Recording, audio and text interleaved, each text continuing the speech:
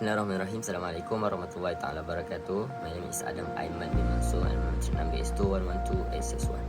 Alhamdulillah, currently we have done the program community at Kampung Changkat. So the engagement at Kampung Changkat is a vital initiative that focuses on involving the local community in various activities and projects to enhance their well-being and foster a sense of unity.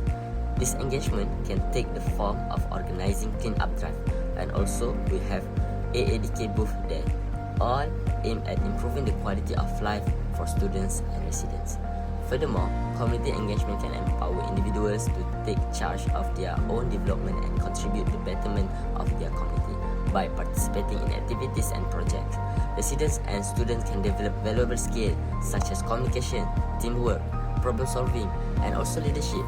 These skills not only benefit individuals personally, but also contribute to the overall growth and resilience of the community as a whole.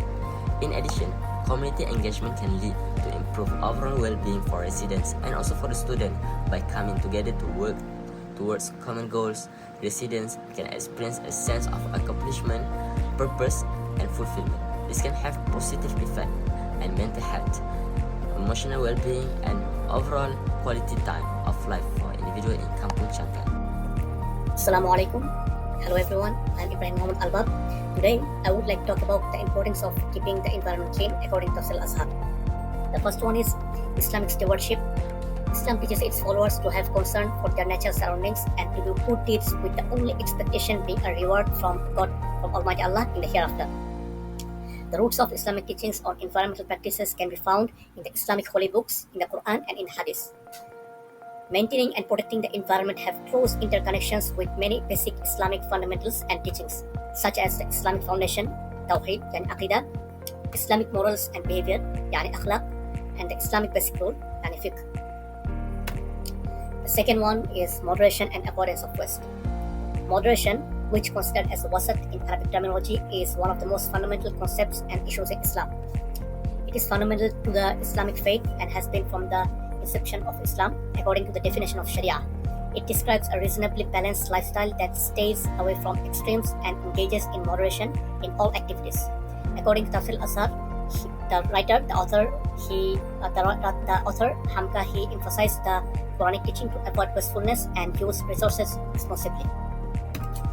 Allah mentioned in the Quran in Surah Al-Araf, "Ya bani Adam khudhu zinatakum 'inda kulli masjidin wa kulu washrabu wa la tusrifu innahu la yuhibbul musrifin." Sadaqallahul azim. Verse 31, which means, "O children of Adam, take your adornment, wear clothing at every masjid and eat and drink, but be not excessive. Indeed, He likes not those who commit excess."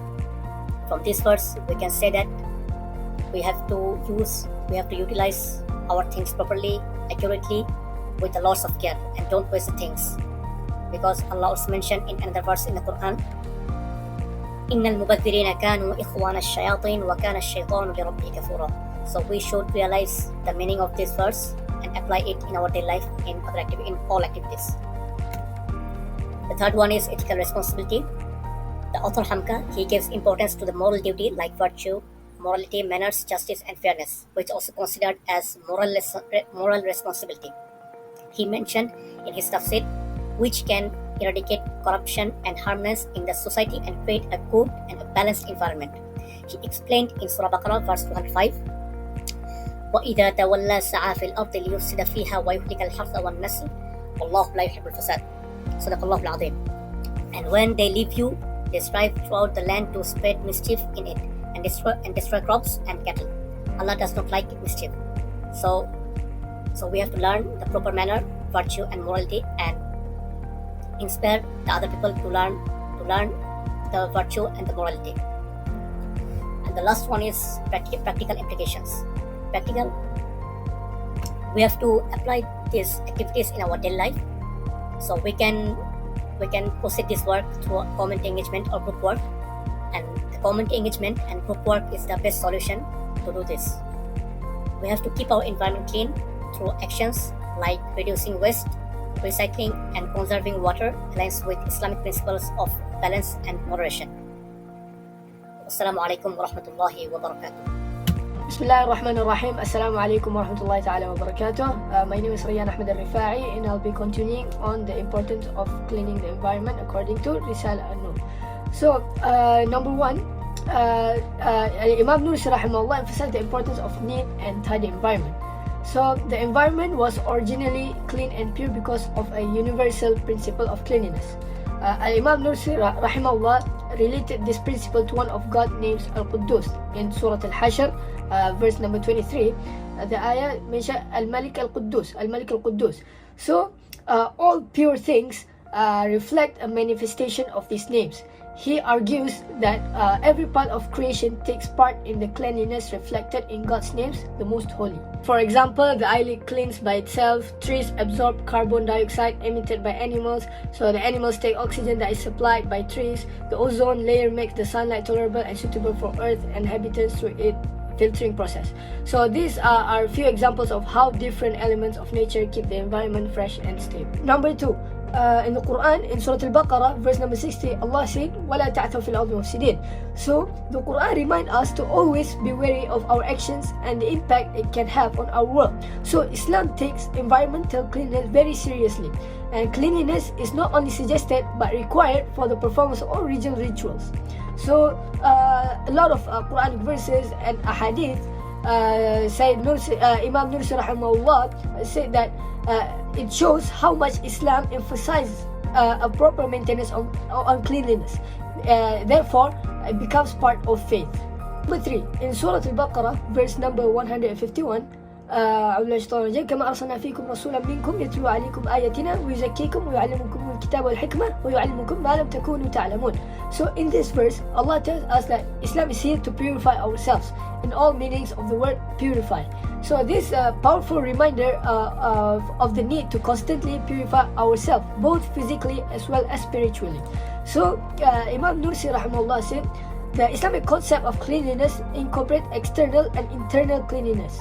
So purity of heart cannot be achieved without the purity of environment. But the last one, Imam Nursi rahimahullah said cleanliness is not limited to individual and social hygiene. It is also a universal reality because the universe has its own recycling system through which it keeps itself clean and pure.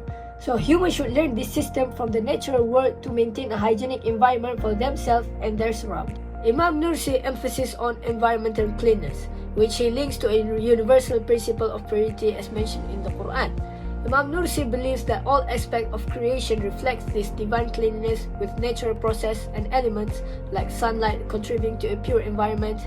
So this emphasis on cleanliness is deeply rooted in Islamic teachings, permitting both religious practices and broader culture values. Now, let's recap what we have learned from the previous discussion. They discussed the many benefits of community service. It strengthens community bonds, helps us develop skills, enhances our personal growth, improves public spaces, and promotes civic responsibility. They also talk about Tafsir Al-Azhar's views on environmental cleanliness. This perspective focuses on stewardship, moderation, ethical responsibility, and practical actions to keep our environment clean. Additionally, they covered Rasa'il An-Nur's teaching on environmental cleanliness. It highlights the divine order of creation, the spiritual significance of taking care of the environment, our human responsibility, and our duty to future generations. Alright, Assalamualaikum warahmatullahi wabarakatuh. My name is Muhammad Shahmi Zain bin Mahadin, meeting number 2017045. So, for the conclusion, both Risalah An-Nur and Tafsir Al-Azhar provide profound insight into the importance of environmental cleanliness, trying to broaden spiritual, ethical, and community principle, encouraging community service and environmental stewardship, not only fulfill religious duties but also promote a healthier and more harmonious society. Okay, so that's all from us. Thank you. Assalamualaikum warahmatullahi wabarakatuh.